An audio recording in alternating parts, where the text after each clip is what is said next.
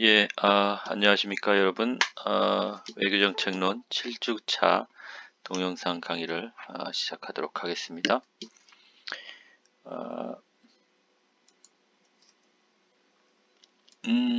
우선, 저들 여러분, 잘 진행되고 있지요? 카카오톡 단톡방을 통해서 여러분들 활동하고 일이 진행되는 것을 제가 모니터링하고 있습니다. 우리 인터뷰하고 이제 할 내용들 드리고요.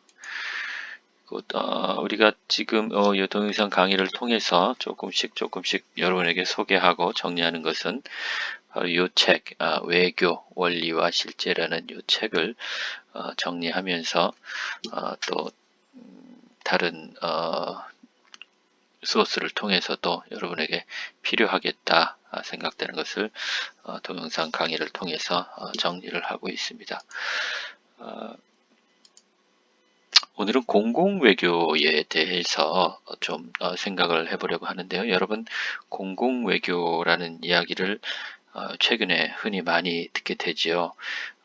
근데 공공외교가 무엇인가 하는 것이 사실은 학문적으로 잘 다른 분야에 비해서 셋업되어 있지는 않습니다. 그래서 좀 낯설기도 하고 공공외교가 무엇인가, 뭐 보통 우리가 이야기하는 전통적인 외교와 어떻게 다른가, 뭐 그 내용들 진행되는 것들 컨텍스트 상에서 보면은 뭐 민간 외교를 얘기하는 것인가, 전통적인 외교를 하면 정부가 행위 주체가 되어서 진행되는 국가 간의, 정부와 정부 간의 서로의 사교 활동, 여러 가지 활동들을 외교라고 한다면, 공공외교는 민간 외교를 얘기하는 건가? 뭐 일부분 그 부분이 또 맞는 이야기이기도 합니다. 그래서 한번 그리고 특히 그 외교 공공외교라 그러면 우리나라 외교부에서도 각국이 다 마찬가지지만 외교부에서도 공공외교 파트를 한 축으로, 여러분이 외교부 홈페이지를 방문해 보면 공공외교 파트가 독립적으로 있어서 상당히 정부 차원에서도 중요하게 생각하고 지원하고 역량을 집중하는 분야 중 하나가 바로 공공외교입니다. 그래서 공공외교에 대해서 한번 살펴보는 것은 큰 의미가 있겠다 생각을 합니다. 특히 여러분이 대사관이 됐든 영사관이 됐든 아니면 문화원이 됐든 외국의 대표로서 우리나라의 부산에 상주하고 있는 그런 기관들을 방문하거나 또 관련된 인사들을, 외교관들이죠, 접촉하고 하는 것들, 그 자체가 바로 공공외교의 한 모습, 양태, 공공외교가 드러나는 양태이기도 합니다. 그래서 여러분이 방문하게 될 영사관이나 이런 데의 공무원들은, 그 외교관들은 여러분들을 공공외교의 대상으로 인식을 할 수도 있고요. 또 여러분과 그 접촉하는 그 자체가 공공외교 활동으로 또 인식하고 또 하기도 합니다. 그래서 아마 생각보다는 상당히 우호적으로 여러분을 맞아줄 것이라고 기대를 합니다. 물론 코로나 사태 시국이기 때문에 특히 외교관들, 외교 관사들은 상당히 접촉을 조심하고 그런 문제는 좀 있는 것은 사실입니다. 어쨌든 한번 하나하나 살펴보도록 하겠습니다. 먼저 선전이라는 이야기를 여러분 많이 들었죠? 선전, 그러면 우리는 보통 뭐 TV 선전, TV 광고 뭐 이런 정도로 많이 접촉을 할 텐데요. 사실은 이 선전이라는 말을 정치학 책에서 접촉을 할 때에는 프로파간다라 그래가지고 어떤 정치적인 목적을 이루기 위해서, 특정 정치적 목적을 달성하기 위해서 대중매체를 통해서, 아니면 대중매체가 아니더라도 정치적인 목적을 위해서 여론을 조작하는 것, 그것을 선전이라고 그렇게 정의를 합니다. 그래서 전통적으로는 이 선전에 백색 선전, 흑색 선전 이렇게 구별을 하는데요. 이런 용어들은 한 번쯤 여러분이 보셨을 겁니다. 백색 선전이라는 것은 정치적인 목적을 위해서 대중을 대상으로 대중의 여론을 조작을 하는데 출처를 제시하는 겁니다. 그러니까 무조건 세뇌시키거나 뭐 이것이 이렇다 저것이 저렇다 하고 반복적으로 해서 의식을 조작하는 것이 아니라 분명한 근거를 가지고 그런 활동을 하는 것. 그것을 백색 선전이라고 하고, 흑색 선전이라고 하는 것은 출처를 제시하지 않고 선전하는 것을 흑색 선전이라고 합니다. 그러니까 우리가 보통 부정적인 의미의 선전을 이야기할 때 상당히 흑색 선전을 염두에 두고, 그러니까 우리가 부정적으로 생각하는 선전은 흑색 선전인 경우가 많죠. 출처를 제시한다고 하더라도 근거를 가지고 이야기하는 것일지라도 특정 정치적인 목적을 달성하기 위해서 하는 행위들은 선전입니다. 무슨 알겠죠? 그래서 선전의 대상은 그 정치적인 목적을 이루기 위한 대상이 되겠죠. 그러니까 외교의 대상, 외국의 여론 혹은 국내의 여론 또 둘 다일 수도 있고요. 그러니까 선전의 대상은 정부를 대상으로 하는 것이 아니라 시민들을 대상으로 하는 겁니다. 여론을 형성하는 국민들을 대상으로 하는 것입니다. 그러면 공공외교라는 것은 무엇이냐? 상대적으로 이 공공외교라는 용어는 선전에 비해서 상당히 최근부터 사용되어진 그런 용어입니다. 그래서 외국의 일반 국민을 대상으로 한 백색 선전의 현대적인 명칭이다. 뭐 이렇게 정의하기도 하는데요. 그 얘기는 선전과 공공외교는 또 맥이 같은 것이다. 그러니까 공공외교도 결국은 선전과 같이 정치적인 목적을 가지고 외교를 한다는 것이죠. 정치적인 목적을 가지고 여론을 조작하는 것. 백색 선전이라고 해서 그렇죠. 정치적인 목적을 가지고 분명한 근거를 제시하면서 외국의 국민들을 대상으로 해서 여론을 조작하는 것. 그것이 공공 외교다. 그러니까 선전이라는 얘기죠. 백색 선전을 공공 외교다. 이렇게 정의하는 그런 경우가 있습니다. 좀 흑색 선전, 백색 선전, 뭐 선전 이러니까 좀 상당히 좀 부정적인 뉘앙스가 있는 것 같고 공공 외교 그러니까 상당히 좀 좋은 의미가 좋은 개념이 좀 들어가는 것 같고 그런 느낌이 좀 들지요, 그죠? 그 이유입니다. 그러니까 선전을 좀 완곡하게 표현해서 공공외교다 이렇게 이야기를 하기도 합니다. 그러면 우리나라는 이 공공외교를 어떻게 정의하는가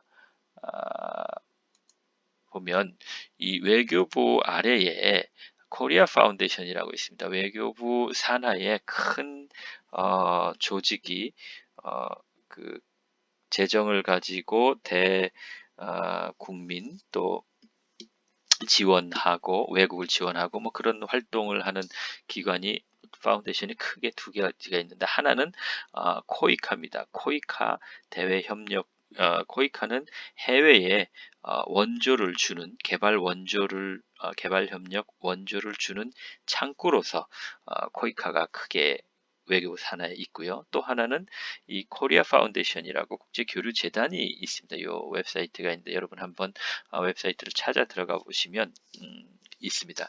이 코리아 파운데이션이 담당하는 부분이 바로 공공 외교입니다.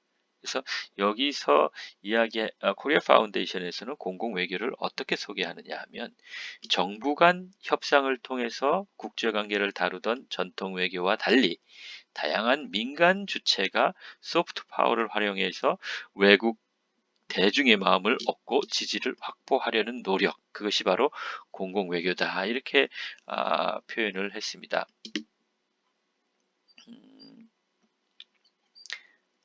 뒤에 보면 또 우리 외교부에서 또 외교부 홈페이지에 또 공공외교의 정의에 대해서 또 이렇게 다양하게 설명을 해놨는데 그 부분은 뒤에 다시 한번 방문해서 이야기하도록 하고요. 오늘은 지금 요 부분에서는 어쨌든 첫째, 선전이라는 것은 정치적인 목적을 달성하기 위해서 여론을 조작하는 것이 선전인데, 분명한 근거, 출처를 제시하는 경우에는 백색선전이라고 하고, 어떤 분명하게 출처를 제시하지 않고 하는 선전 행위는 흑색선전이라고 합니다. 그러니까 이런 것들이 우리가 얘기할 때 어떤 유언, 비어나 또 뭐 어떤 나쁜 의미에서 우리가 선전을 얘기할 때 혹세무민하는 그런 의미의 흑색 선전이 선전이 바로 이 흑색 선전에 가깝다고 할 수 있겠습니다. 공공 외교는 바로 이 선전이라는 것을 좀 더 완곡하게, 좀 듣기 좋게, 좀 부정적인 이미지를 좀 이렇게 좀 많이 지우면서 표현한 그런 명칭이다. 이렇게 설명을 합니다. 그런데 우리나라의 외교부에서도 공공외교에 대해서 설명을 했고, 그 외교부 산하의 코리아 파운데이션에서 공공외교를 직접 주도적으로 수행하고 있는 기관이 이 국제교류재단인데, 여기에서는 정부 간의 협상을 통해서, 그러니까 정부 간에 이루어졌던 그 외교, 그것이 전통적인 외교인데 반해서 공공외교라는 것은 정부가 아니라 민간이 주체가 되어서 상대국, 외국의 국민들의 마음을 얻고 지지를 확보하는 거, 그러니까 우리나라에 대한 지지를 확보하는 것, 그것이 바로 공공외교다, 이렇게 표현을 했습니다. 그러니까 요 정의에 의하면 상당히 좀 민간 외교라는, 우리가 보통 민간 외교라고 하는데, 정부가 주체가 돼서 하는 외교가 아니라 민간인, 비정부 기구나 개인이 되었던 어떤 집단이 되었던 민간이 주체가 되어서 수행하는 외교를 민간 외교라고 우리가 많이 하는데, 상당히 이 KF에서 이야기하는 공공 외교는 민간 외교하고 상당히 중복이 많이 되는 것 같은 그런 느낌을 받죠. 그 정도 하고 우리 또 한번 넘어가 보도록 하죠. 그래서 공공 외교와 선전이라는 것을 한번 비교를 해보면, 아까도 좀 말씀을 드렸지만 이 프로파간다라는 것은 상당히 오랫동안 거짓말을 체계적으로 퍼뜨리는 것하고 이렇게 혼용되어서 사용됐습니다. 그러니까 선전 그러면 뭔가 좀 긍정적인 것보다는 부정적인 의미가 있는 거죠. 옳지 않은, 진실이 아닌 거짓을 계속 반복해서 들려주고 미디어를 통해서 노출시킴으로 인해서 그것이 진실이라고 믿게 하는 어떤 그런 것, 그죠? 거짓말을 체계적으로 퍼뜨리는 그런 것하고 관련해서 선전이라는 말을 사용했고, 그래서 대중을 현혹하려는 정치적인, 이것도 어떤 정당한 정부의 정치적 목적이라기보다도 반정부, 반체제, 어떤 그 불평 집단들의 어떤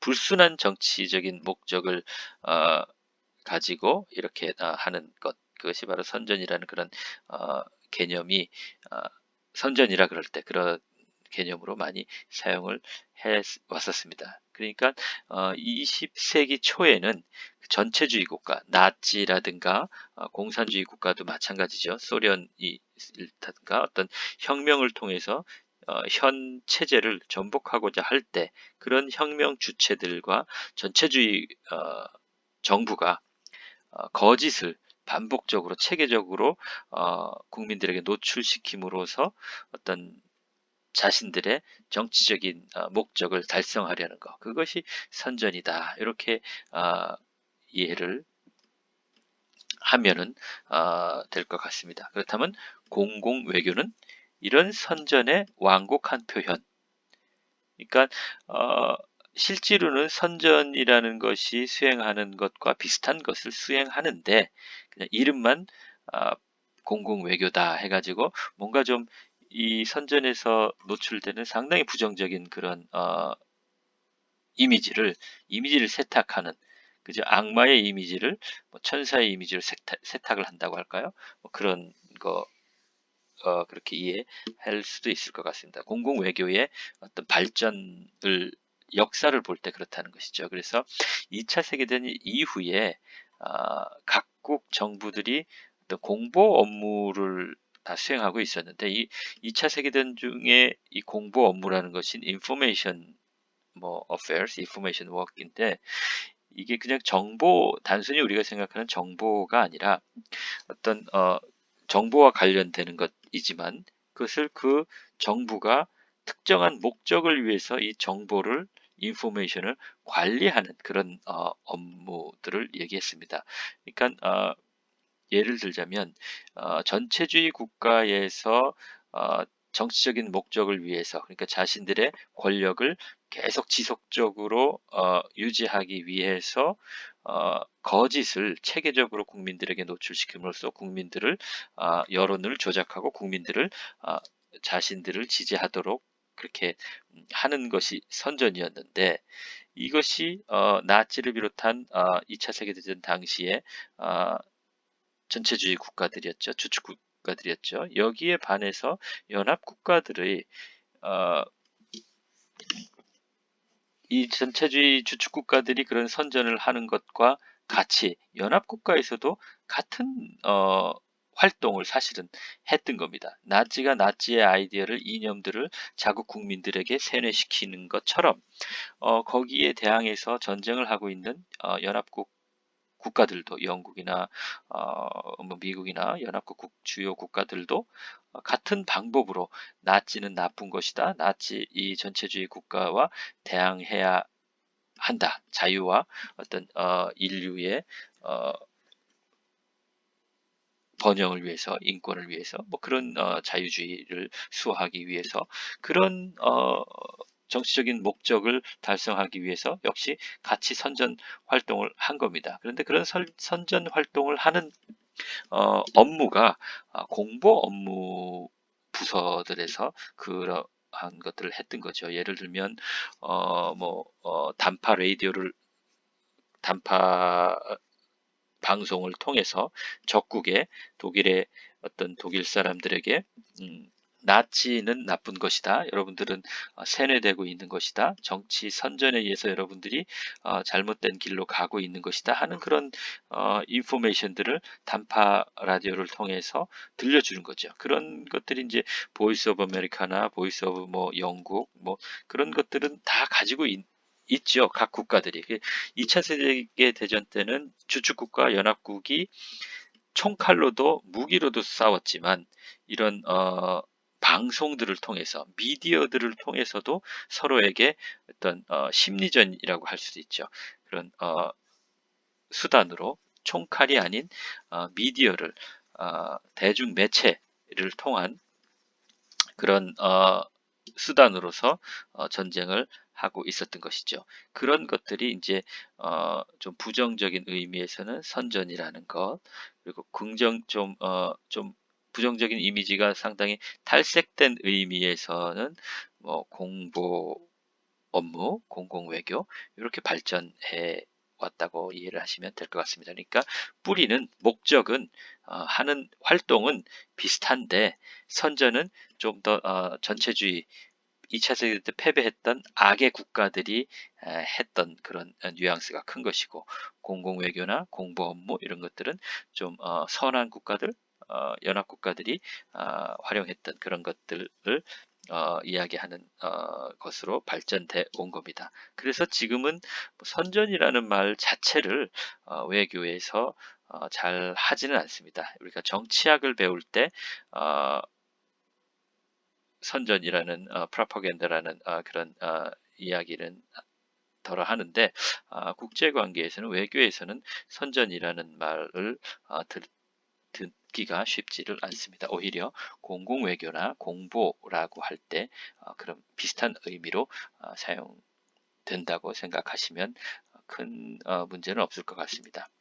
그렇다면 우리나라는 아까 말씀드렸다시피 이 외교부 산하의 코리아 파운데이션이 공공 외교를 주도적으로 수행하고 있는데 우리나라에서 외교부에서는 공공 외교를 어떻게 소개를 하는가? 사실 우리가 학문적으로 배울 때는 이렇게 공공 외교는 뭐냐? 선전의 좀 완곡한 표현이다. 이렇게 할 수 있습니다. 그럼 선전은 뭐냐? 거짓말을 체계적으로 퍼뜨려서 특정 정치적인 목적을 달성하기 위해서 여론을 조작하는 것이다. 백색 선전이 고 흑색 선전이 있는데 공공외교는 그것의 완곡한 표현이다. 이렇게 학문적으로는 이야기하지만 실제로 외교부에서 그렇게 표현할 수는 없죠. 외교부에서 외교를 수행하는 한 방편으로서 공공외교를 수행하는데 우리나라는 이것을 우리의 정치적인 목적을 위해서 대중매체를 통해서 여론을 조작하기 위해서, 그러니까 공공외교의 대상이 되는 국가가 중국이라고 하면, 일본이라고 하면 일본의 여론을 조작하기 위해서 우리나라가 하는 뭐 이런 행위다, 이렇게 얘기할 수는 없잖아요. 그죠? 그러니까 실제로 그렇게 하더라도 어, 포장을 해야 될 텐데, 그래서 외교부에서는 공공외교를 이렇게 표현을 하고 있습니다. 공공외교란 무엇이냐? 외국 국민들과의 직접적인 소통을 통해서, 외국 국민이죠. 그죠? 외교라는 것은 내국 자국민을 대상으로 하는 것이 아니라 늘 타국을 대상으로 하는 거니까, 타국 중에서도 타국 정부를 대상으로 하는 것은 우리가 이야기하는 전통적인 외교인데, 공공외교는 늘 타국의 정부를 대상으로 하는 것이 아니라 타국의 상대국의 국민들을 대상으로 합니다. 그래서 공공외교란 대상국의 국민들과의 직접적인 소통을 통해서 우리나라의 역사, 전통, 문화, 예술, 가치, 정책, 비전 등에 대한 공감대를 확산하고, 그러니까 우리나라의 이러한 어떤 역사나 정책이나 가치에 대한, 소위 우리나라의 어떤 이미지에 대한 공감대를 상대국 국민들과 확산시킨다는 거죠.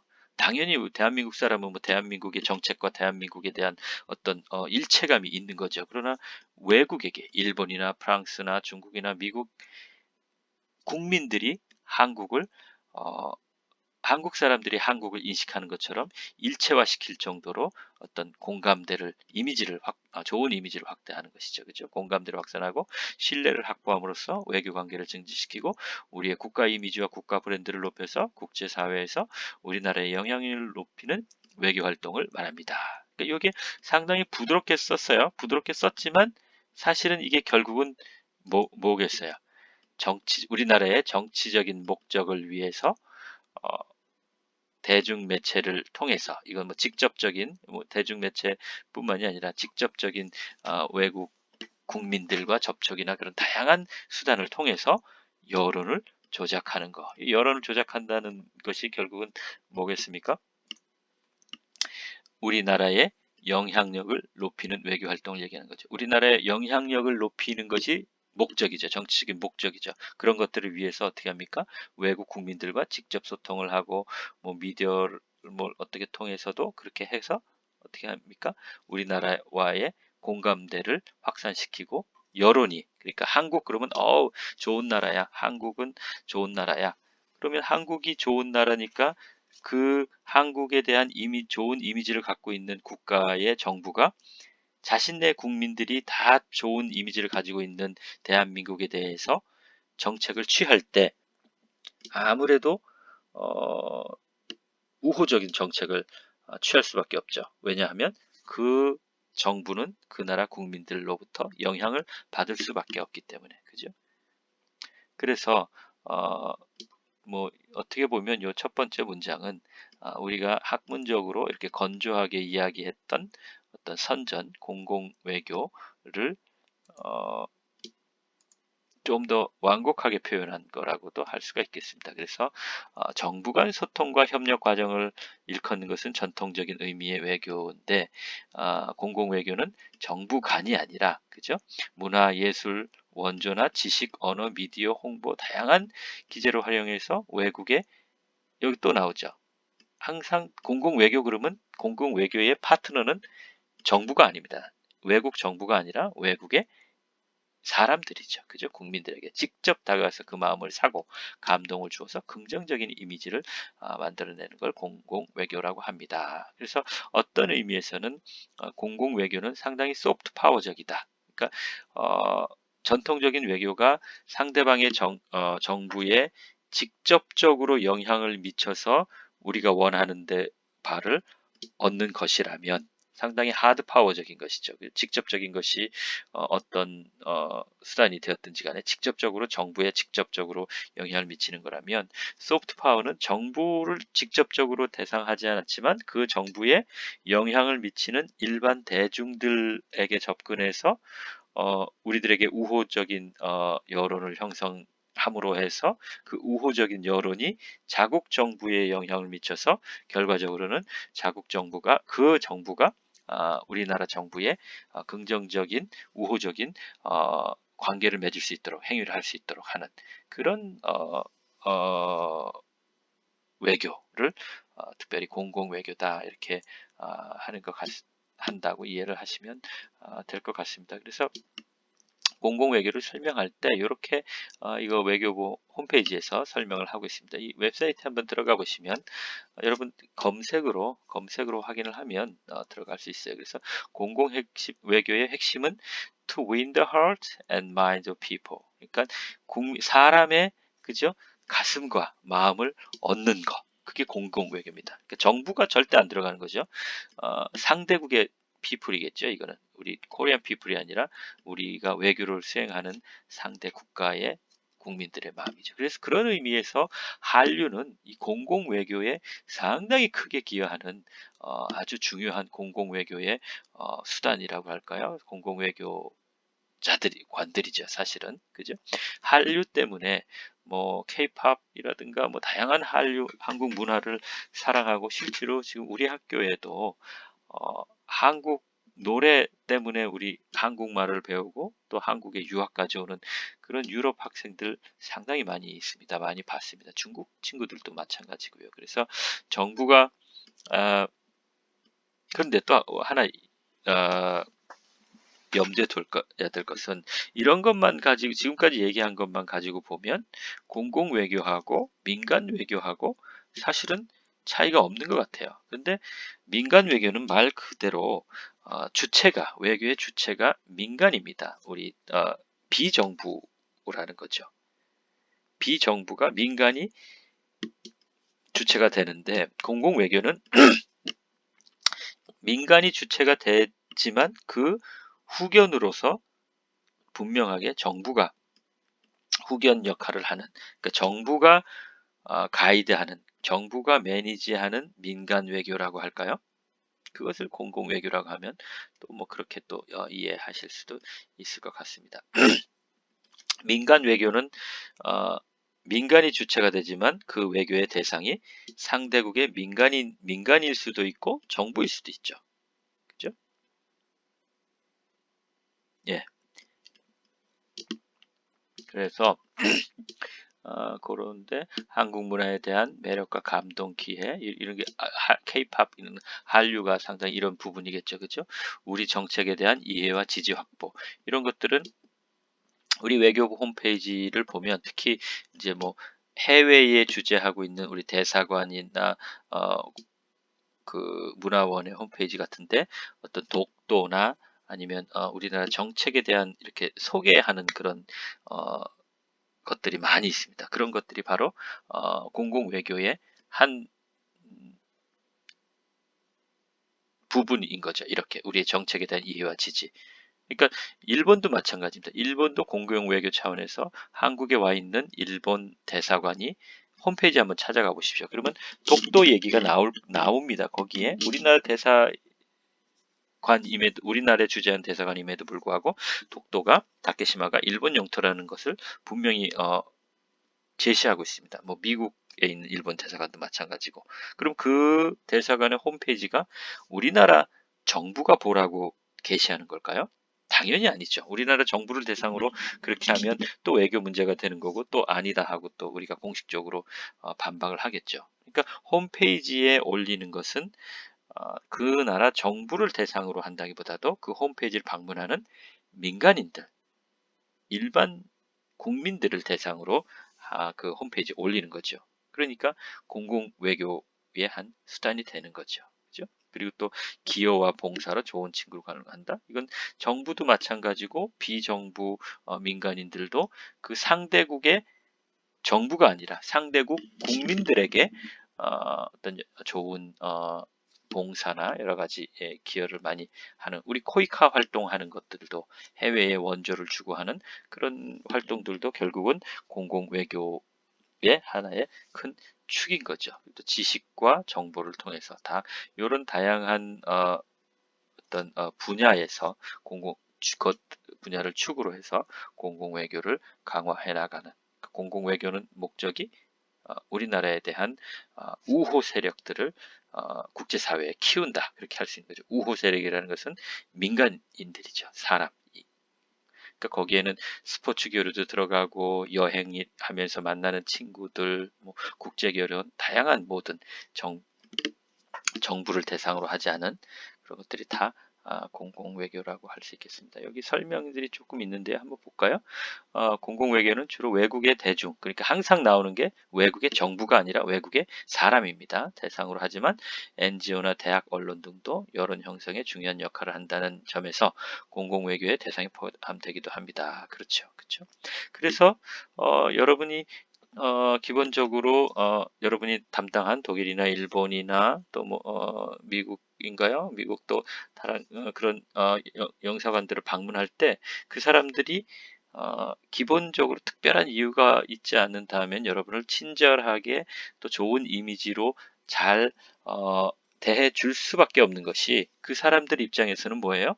여러분들이 바로 이런 대학, 그러니까 일반 시민이 아니라 또 젊은이잖아요. 젊은이고 미래가 있는 차세대의, 미래 세대의 우리 대한민국을 이끌어갈, 그리고 또 대한민국 정부의 영향력을 어떤 형태로든지 미치는 그런 사람들이기 때문에 여러분들에 대한 어, 그 좋은 이미지를 필요한 거죠. 여러분들이 방문하는 그 외교관들. 예. 그래서 그 사람들이 공공외교 차원에서도 여러분들에게 좋은 이미지를 주려고 노력할 수밖에 없다. 그런 거죠. 그리고 공공외교는 정부가 주도가 돼서 외국 국민들의 이해와 신뢰를 증식시키는 활동입니다. 그래서 아까 민간 외교하고 공공외교가 상당히 겹치는 부분이 많은데, 이런 의미에서는 민간 외교는 정부가 주도하는 것이 아니라 민간이 주도하는 것이고 민간이 철저히 주체가 되는 건데, 공공외교는 정부가 주도적으로 한다 이거죠. 그죠? 그 앞에서 공공외교를 수행하는 주체들은 민간일 수도 있는 거고 상관이 없습니다. 그러나 그 민간인 뒤에서 그것을 잘 매니지하고 가이드하는 것은 정부라는 것이죠. 그리고 또 정부가 주체가 되어서 또 상대국 정부가 아니라 상대국 개인에게 국민들에게 수행하는 활동 일 경우에는 그것을 공공외교다 이렇게 하는 거죠. 그래서 전통적인 외교는 정부가 정부를 대상으로 하는 외교였다면, 공공외교는 정부가 정부에게 하는 것이 아니라 그 정부의 국민들에게 하는 것이다. 그렇게 이해를 하면 되겠습니다. 그럼 여러분 미국 대사관에 영사관에 간다면 그 사람들이 정부죠, 그죠? 미국을 대표해서 나왔으니까 그 사람들이 여러분을 만났으니까 민간이죠. 그러니까 공공외교를 수행하는 것이다. 그 사람들 입장에서는 그렇게 이해를 하실 수도 있을 것 같아요.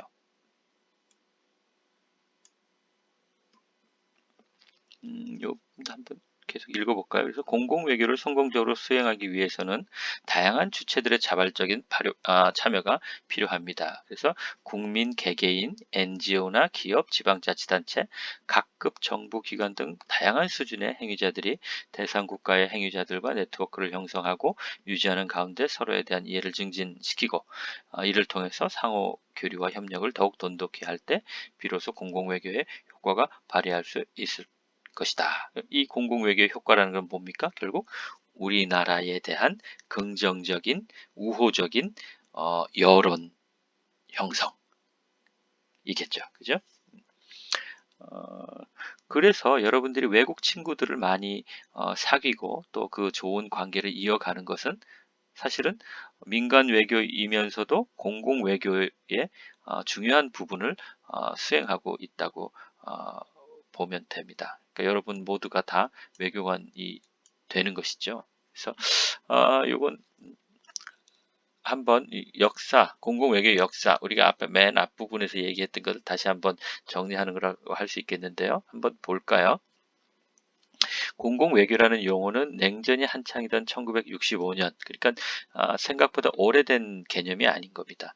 65년에 미국의 전직 외교관이자 터프트 유니버시티라고 뉴저지에 있는데 거기에 어, The 플래처 스쿨이라고 국제관계 대학이 있습니다. 거기 학장인 에드먼드 걸리온이라는 사람이 에드워드 머로 공공센터를 설립하면서 공공외교라는, 그러니까 이 퍼블릭 디플로머시라는 말, 그죠? 그래서 에드워드 머로 센터 포 퍼블릭 디플로머시라는 말을 사용하면서 이 퍼블릭 디플로머시라는 개념들이 이제 학문적으로 또 실질적으로 외교 현장에서 사용되었다는 얘기입니다. 그래서 당시의 공공외교는 냉전 구조 아래서 하드 파워를 추구하는 과정에서 상대방 국가의 정책에 영향을 미치기 위해서 해당국의 여론을 움직이는 정책이었다. 그러니까 정부가 상대국 정부의 하드 파워를 추구해서 이렇게 하는 것이 전통적인 외교였다면,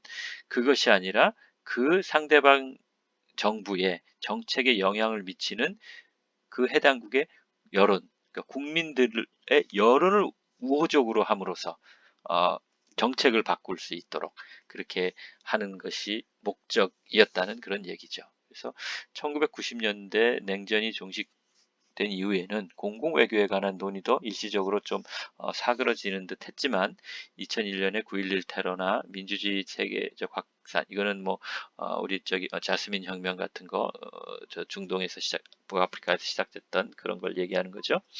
통신수단의 혁명적인 발전, 요새 인터넷 뭐 이런 것들이 있으니까 실시간으로 외국에 있는 어떤 일이 일어나는지 알 수 있잖아요. 그러니까 예전에는 이런 공공외교, 아까 2차 세계대전 때 전체주의 국가들의 선전에 대항해서 자유진영 국가들이 공보 업무를 통해서 대항을 했다 그랬는데, 그때 할 수 있는 것이 뭐 삐라를 뿌린다거나 아니면 단파 라디오를 통해서, 단파 방송을 통해서 상당히 제한적인 수단 밖에 없었는데, 이제는 뭐 인터넷이라는 것 때문에 상당히 뭐 실시간으로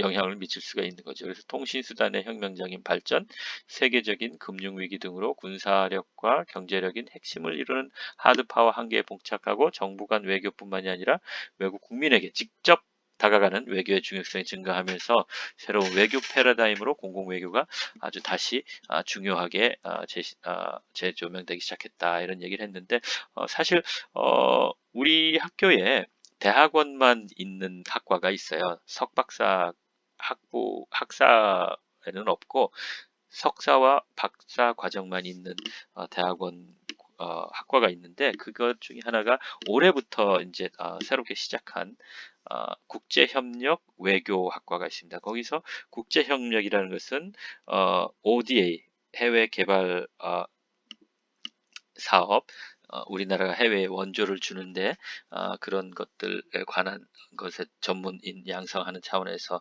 국제개발협력이라는 것이고, 거기서 또 국제개발 외교학과인데, 그 외교는 우리가 얘기하는 전통적인 외교뿐만이 아니라 바로 이 공공외교를 타겟으로 한 겁니다. 그래서 새롭게 석박사 과정에 만들어 놓은 국제협력 외교학과는 바로 이 공공외교를 타겟으로 해서 공공외교 전문가들을 양성하는 그런 목적을 가진 그런 학과가 있습니다. 여러분에게 소개합니다. 여러분 관심이 있으신 분들은 저에게 문의를 하시면 제가 또 그것을 주도적으로 이끌고 있어서, 여러분 관심이 있으면 또 이야기 나눌 수가 있습니다. 그래서 그 공공외교가 점점 더 중요해지고 있다는 얘기입니다. 그래서 한번 여러분 코리아 파운데이션이나 외교부 홈페이지에 들어가서 공공외교에 대해서 한번 쭉 보시면, 해마다 공공외교를 지원하는 그런 펀드도 많이 있습니다. 1,000만 원, 2천만 원씩 지원하는데, 이거는 무슨 학교나 뭐 이런 데가 아니더라도 일반 개인이 뭐 예를 들어서 외국 친구들하고 어떤 무슨 모임을 하고 어떤 활동을 하려고 한다, 지원을 좀 해달라, 이렇게 할 때 지원을 해준다는 겁니다. 뭐 얼마씩. 그 이유가 목적이 뭔가 하면 바로 이런 외국의 민간인을 대상으로 해서 어떤 활동을 하든지 그게 학술 활동이 됐든 아니면 친선 활동이 됐든 어, 반드시 학술적인 세미나가 아니라도 어떤 친선 활동이 됐더라도 그것이 우리나라 공공 외교에 기여한다고 판단이 되면 그걸 지원해 준다는 겁니다. 그래서 해마다 많은 사람들이 우리가 아는 것보다 많은 사람들이 지원을 해서 어, 이렇게 지원받아서 뭐 자기가 하던 일들도 계속하고 그렇게 합니다. 언제 기회가 있으면 우리 대면 수업할 때 되면 그 부분도 한번 같이 찾아보고 한번 이런 것도 있구나. 우리가 생각하는 것보다 우리나라가 생각보다 이제 많이 재정적으로 그러니까 부자 나라이죠, 사실. 국제사회에서 뭐 상당히 부자 나라이기 때문에 그런 세금으로 운영되는 것들이 상당히 많습니다. 우리 학교만 해도 여러분 등록금 내고 우리 학교에서 어, 다양한 프로그램들이 있는데 졸업할 때까지 그 어떤 프로그램이 있는지조차 모르고 졸업하는 경우가 사실은 많은데 여러분이 학교를 잘 꼼꼼하게 이렇게 서칭을 하면 생각보다 많이 여러분에게 도움이 되는 그런 프로그램들을 양질의 프로그램들을 활용할 수 있는 기회가 많이 있습니다. 마찬가지로 정부도 우리나라 정부도 잘 꼼꼼하게 이렇게 살펴보면 상당히 여러분에게 유익한 그런 것들을 얻어낼 수 있는 것들이 사실은 많이 있습니다. 뭐 그렇죠. 뭐 시간이 조금 많이 가는 것 같아서 이제 정리를 해보겠습니다. 그래서 문화나 예술, 스포츠 뭐 이런 거 모든 것들이 다 공공 외교의 그 수단이 되는 거죠. 심지어 어떤 종교적인 어떤 선교나 뭐 이런 활동들도 공공 외교의 어떤 수단이 될 수 있는 것이죠. 그런 것, 그 종교가 같다는 것은 가치관이 같다는 것은 상당히 같은 종교를 가진 사람들끼리의 유대감이 있잖아요. 그래서 어, 우리 대한민국이 가지고 있는 가치관을 상대 국가 국민들이 공유할 수 있다면 상당히 공공외교의 목적을 얻는 거라고 할 수 있겠죠. 그것이 종교가 됐던 어떤 스포츠가 됐던 아니면 또 다른 어떤 형태의 것이 됐던 종교라는 것은 가치관과 상당히 밀접한 관계가 있기 때문에 그래서 종교 선교 활동, 포교 활동도 사실은 공공외교의 중요한 축이 될 수 있는 겁니다. 그래서 정치적으로 자유민주주의 어떤 이념이라고 할까 이런 것들도 어떤 공공 외교의 커다란 한 축이 수단이 될 수 있는 거죠. 그래서 전에 한국과 일본이 관계가 괜찮았을 때는 일본이 늘 한국을 표현할 때 가치를 공유하는 자유민주주의라는 가치를 공유하는 어떤 이웃 국가다 막 이런 이야기를 했는데 그 이웃 우방인 사이좋은 이웃 국가라고 표현해도 되는데 거기다가 자유와 민주주의의 가치를 공유한다 이렇게 할 때는 그만큼 더 유대감을 강조하는 것이죠. 중국도 사실은 가까운 상당히 밀접한 우방이 이웃 국가이죠. 그렇지만 자유와 민주주의라는 가치를 공유하지는 않잖아요. 그런 면에서 어, 어떤 면에서는 그래서 이 공공 외교가 사실은 참 예민하면 예민할 수 있는 그런 부분입니다. 원래 우리가 처음에 살펴봤지만 공공 외교가 시작할 때는 어떤 동기에서 시작된 거예요? 2차 세계대전 때 전체주의 국가, 나치 독일 전체주의 국가들이 자국의 가치관을 국민들에게 또 외국 국민들에게 세뇌시키기 위한 정치적인 선전들, 그것에 대항하기 위해서 그 반대의 정치적인 이념들, 자유주의, 민주주의에 대한 그런 이념들을 심어주기 위해서 시작한 거잖아요. 그러니까 사실은 공공외교가 총칼이 아닌, 무력이 아닌 어떤 피를 흘리지 않는 전쟁이라고 할까요? 그렇죠? 그러니까 가장 공공외교의 성공적인 것은 상대방 국가와 우리 국가가 일체감이 커질수록 그러니까 유대감이 커질수록 성공한 공공외교라고 할 수 있는 것이죠. 그러면 가장 일체감이 커지고 유대감이 커진다는 것은 결국은 가치를 공유하면, 그죠? 내가 좋아하는 것을 상대국 사람들도 좋아하고, 그죠? 내가 듣는 노래를 상대방 국민들도 듣고, 그죠? 그래서 어떤 문화와 예술, 스포츠, 가치관 이런 것을 공유할 수 있도록 하는 것이 공공외교에 상당히 큰 역할을 하는 거죠.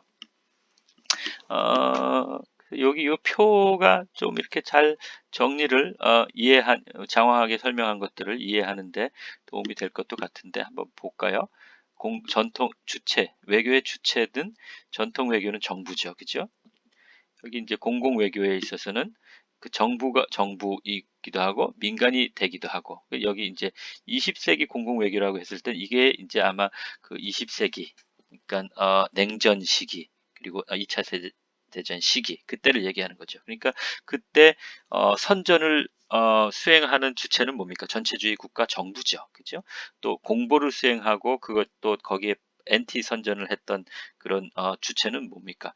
정부죠. 연합국 정부죠. 그래서 20세기 공외교의 주체는 정부다. 전통 외교처럼 뭐 이렇게 이야기를 할 수 물론 이건 소프트웨어에 기반한 거고 이것은 전통 외교는 하드웨어에 기반한 거다 이렇게 한다면 21세기 오늘날의 새로운 공공 외교는 정부뿐만이 아니라 다양한 민간이 주체가 될 수 있는 것이다. 이렇게 그러나 여전히 정부가 가이드하고 매니지하는 관리하는 그런 형태라고 할 수 있겠고, 대상은 당연히 전통 외교에서는 정부이고 20세기 때 2차 세계 때는 냉전 때는 그죠? 정부를 포함한 국민이죠. 국민. 그러니까 이제 지금은 국민입니다. 국민. 그런데 어쨌든 정부를 완전히 뭐 배제한다고는 할 수 없지만 어쨌든 기본적으로는 국민들에게 행하는 사람에게 행하는 것이 공공 외교라고 이해를 하시면 될 것 같습니다. 그죠? 하드 파워, 소프트 파워 이런 부분들. 그래서 매체는 지금 상당히 더 다양한 매체들을 이 공공 외교에서 사용할 수 있는 거죠. 그죠? 그렇기 때문에 이 매체를 소유한 주체는 누구든지 공공외교를 수행할 수 있게 된다는 뭐 그런 것들이죠. 그래서 한 가지만 덧붙인다면 오늘날의 공공외교는 그래서 상대국 국민들에게 영향을 미치기도 하지만 거꾸로 상대국 국민들로부터 영향을 받기도 하는 겁니다. 왜냐하면 이런 공공외교의 매체가 상당히 매체적 특징 때문에 그죠? 이전의 매체들은 방송이다 그러면 일방적으로 방송을 전달하면 끝입니다. 상대 피드백이라는 게 없어요. 근데 오늘날에는 모든 대부분의 매체가 어떻습니까? 피드백이 오잖아요. 상호 커뮤니케이션이 되다 보니까 영향을 미치려고 상대 국민들을 만나고 접촉을 하는데 거꾸로 영향을 받기도 하는 거죠.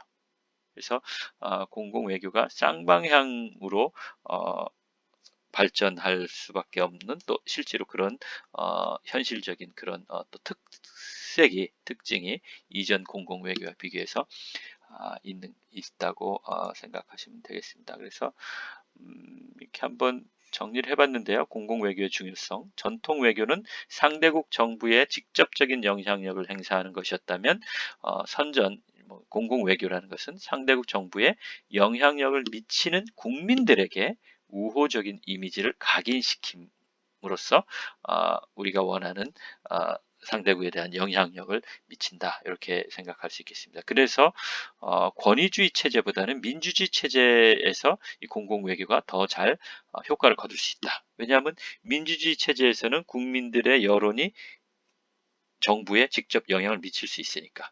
근데 비민주의 독재, 권위주의 독재 국가는 아무리 국민들은 우리에게 우호적인데 이 정부는 비우호적일 수도 있는 거죠. 왜냐하면 비민주주의 국가니까 자국의 정부에 영향을 미치는 그 폭이 민주주의 체제보다 훨씬 적기 때문에. 그래서 사실은 비근한 예로 중국과 공공외교 전쟁을 한다 했을 때는 누가 더 효과적으로 할 수 있을까요? 사실은 중국 정부가 더 효과적으로 할 수 있다고 할 수도 있겠습니다. 왜냐하면 같은 외교적인 성과와 노력을 기울였을 때 똑같이 한국인이 중국에 대해서 우호를 갖고 중국인이 한국에 대해서 우호를 갖는다 하더라도 중국인들이 한국의 우호적인 여론을 가지고 있다 하더라도 그 여론이 중국 정부에 직접 영향력을 행사하는 그 크기가, 그 범위가 한국 여론이 한국 정부에 미치는 것보다 훨씬 적을 수밖에 없죠. 그래서 같은 공공 외교를 수행하는 국가들 간에 이런 불균형적인 것이 있다는 것을 염두에 두는 것도 또 상당히 중요할 것 같습니다. 오늘 공공 외교에 대해서 조금 생각을 해봤는데 여러분 앞으로도 기회 있을 때마다 한번 좀 더 이렇게 이야기를 할 수 있을 것 같고 대면 수업하면 좀 더 기회를 가질 수 있을 것 같아요. 어쨌든 여러분이 이런 프로젝트를 캡스톤 디자인 프로젝트를 하는 것도 그 국가 외교관들 입장에서는 공공 외교를 수행하고 있는 좋은 기회를 오히려 우리가 오히려 제공하는 것이기 때문에 상당히 여러분에게 우호적으로 이렇게 반응할 거라고 생각을 합니다. 거꾸로 또 우리도 공공 외교의 어떤 주체라는 생각으로 또 한번 수행해 주기를 바라고요. 그러니까 결국 우리 이 수업은 지금 공공 외교를 수행하고 있는 그런 어, 셈이 되는 거죠. 예. 자, 어쨌든 머지않아 지금 부분적으로는 이제 대면 수업을 실시를 하는 걸로 그렇게 돼 있는데 우리는 아니고 뭐 공식적으로 실습을 해야 되는 수업이라든가 기타 특정 학과들 중심으로 해서 이렇게 대면 수업이 시작될 건데 우리도 아마 곧 뭐 한 5월 중에는 또 다른 이렇게 구체적인 그 계획이 나올 것 같은데 대면해서 우리 만날 때까지 여러분 어, 건강 조심하시고 그렇게 기쁘게 한번 만나도록 하겠습니다.